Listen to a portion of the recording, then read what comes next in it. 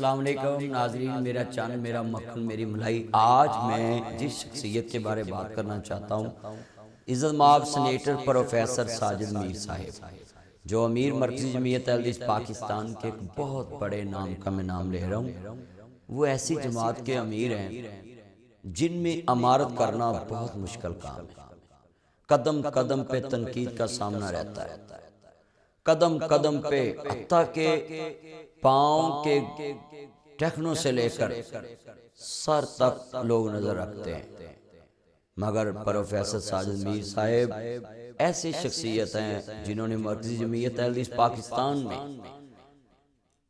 رہ کر 30-35 سال امارت کے گزار لیے، اور پاکستان میں یہ وہ واحد مذہبی شخصیت ہیں۔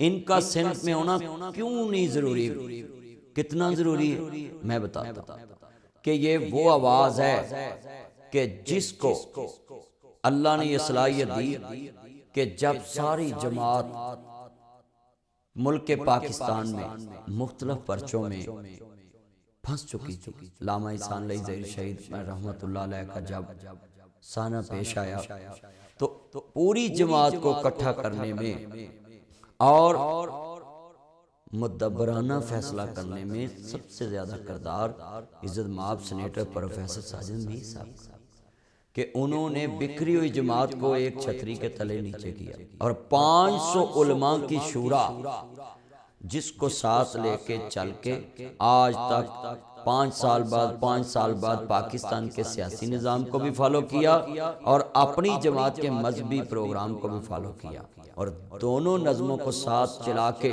عزت مآب پروفیسر ساجد میر صاحب نے پاکستان کے ساتھ بھی اپنی جماعت کو جوڑے رکھا، اور اسلام کے ساتھ بھی جوڑے رکھا، اور توحید و سنت کے ساتھ بھی جوڑے رکھا۔ اور سب سے بڑی بات، سینٹ میں ساجد میر صاحب جو مسلم لیگ نون سے اتحاد کر کے پہنچتے ہیں، اس میں کون سی بری بات؟ انہوں نے اپنی ایمانداری، اپنی شناخت جماعت کو دکھائی کہ میں نے جماعت کے نام پہ کوئی کرپشن نہیں کی۔ پاکستان میں سینٹ کا عہدہ بہت بڑا ہوتا ہے، جس کے نیچے 2 MNA، کتنے MP، اتنا بڑا ان کے پاس فنڈ ہوتا ہے، گاڑیوں کے پروٹوکول، مگر پروفیسر ساجد میر صاحب نے آج تک گاڑیوں کے پروٹوکول نہیں لیے۔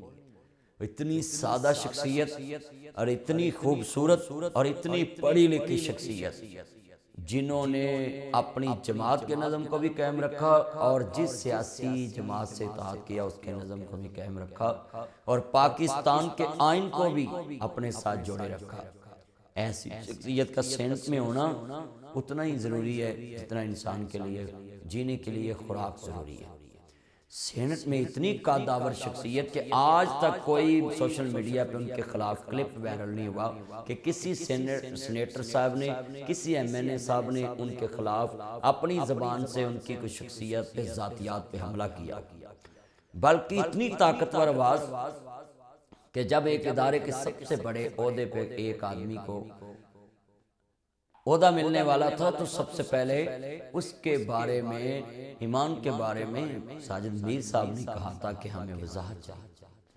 کس کا ختم نبوت پہ ایمان ہے؟ یہ بات کر دینا پاکستان میں کوئی آسان بات، جرت مند انسان کا کام ہے۔ اس لیے I salute you professor Sajid Mir sahab, I like you, I miss you۔ میں اپنے جتنے چند مکھن ملائی ان کو بتاؤں کہ یہ آپ کے لیڈر ساجد میر صاحب کتنے جرت مند ہیں۔ بڑے بڑے مذہبی جماعتوں پہ مسئلے آئے، مگر یہ وہ مذہبی جماعت ہے جس کو آج تک کوئی پاکستان میں دنگا فساد کے نام سے نہیں کوئی جانے گا۔ آج تک انہوں نے وائلیشن نہیں کی۔ اس جماعت کے نظم نے کبھی پاکستان کے آئین کو نہیں توڑا، کبھی پاکستان میں دنگا فساد کی سیاست نہیں کی۔ ساجد میر صاحب کی بصارت اور ان کی بصیرت اور ان کی دانشمندانہ سوچ اور اتنی پذیرائی عوام میں کہ وہ ہم جیسے لوگ جو سوشل میڈیا پہ رہتے ہیں کبھی بھی ان کے بارے میں کوئی ایسی باتیں نہیں کسی بھی سیاسی لیڈر سے سنی کہ یہ ایماندار نہیں ہے یا انہوں نے جماعت کا فائدہ اٹھا کر یہ فائدہ حاصل کیا. جب پرویز مشرف جیسے عامر کے سامنے کھڑے ہوئے اسمبلی میں تو ان کے ہر چیز کا جائزہ لیا گیا, ادھر دیکھو ادھر دیکھو, کسی محکمے سے ان کے خلاف کوئی رپورٹ نہ ملی. تو دنیا کو ماننا پڑا کہ پروفیسر ساجد میر انسان جو ہے وہ اپنی جیب سے کھانے والا انسان ہے, اپنی کاروبار سے اپنی زندگی گزارنے والا انسان ہے. نہ پاکستان کے خزانے کو اس نے کوئی جناب جی چونا لگایا اور نہ جماعت کے خزانے کو چونا لگایا. اس لیے میں پروفیسر ساجد میر صاحب کی فل حمایت میں یہ بیان دے رہا ہوں کہ ان کا اسمبلی میں جانا بھی ضروری ہے اور ان کا سینٹ میں جانا بھی ضروری ہے, اور ایسے ہی لوگوں کو جماعتوں میں رہنا چاہیے جو متشدد بھی نہیں اور اعتدال پسند ہیں اور بالکل مثبت سوچ کے مالک ہیں. کبھی ان کی زبان سے کسی کی ذاتیات کے خلاف ان سے کبھی باتیں نہیں سنی اور نہ آج تک میں نے اپنے کانوں سے سنی, اور کبھی بھی ان کو میں نے کسی کی ذاتیات پہ حملہ کرتے نہیں دیکھا. اس لیے ایسے انسان کا سینٹ کے اندر موجود ہونا یہ پاکستان کے وجود کے لیے نعمت ہے, پاکستان کی سیاست کے لیے نعمت ہے. اور جب بھی نموس صحابہ کا بل کا مسئلہ آیا تو عزت مآب ڈاکٹر حافظ عبدالکریم صاحب جو ناظم اعلیٰ جماعت کے, انہوں نے فوراً آواز اٹھائی اور ان کا بل پاس ہوا. پھر صدر پاکستان کے پاس گیا تو انہوں نے منظور نہیں کیا, وہ الگ میٹل ہے, مگر میں ان کے کارنامے بتا رہا کہ ان کے لیے بتائیں جب شہباز شریف صاحب کے دور میں حقوق نسواں پاس ہوا تو ساجد میر صاحب تھے جنہوں نے کہا کہ شہباز شریف صاحب نہ آپ کے ساتھ ہیں نہ ان کے ساتھ ہیں, ہم اللہ کے قرآن کے ساتھ ہیں, مصطفیٰ کے فرمان کے ساتھ ہیں. اس لیے دیکھتی آنکھوں سنتے کانوں, کبھی بھی الیکشن کے دنوں میں ان جیسی شخصیات کو نظر انداز مت کرنا. یہ پاکستان کا سرمایہ ہے, اپنی جیب سے خرچ کر کے یہ ڈاکٹر حافظ عبدالکریم صاحب کتنی بیواؤں عورتوں کے جناب جی سہارا بنے. اللہ کے محبوب کے فرمان کے مطابق انہوں نے اپنے علاقوں میں بیواؤں عورتوں کو, غریبوں یتیموں کو سپورٹ کیا, مساجد مدارس کو سپورٹ کیا.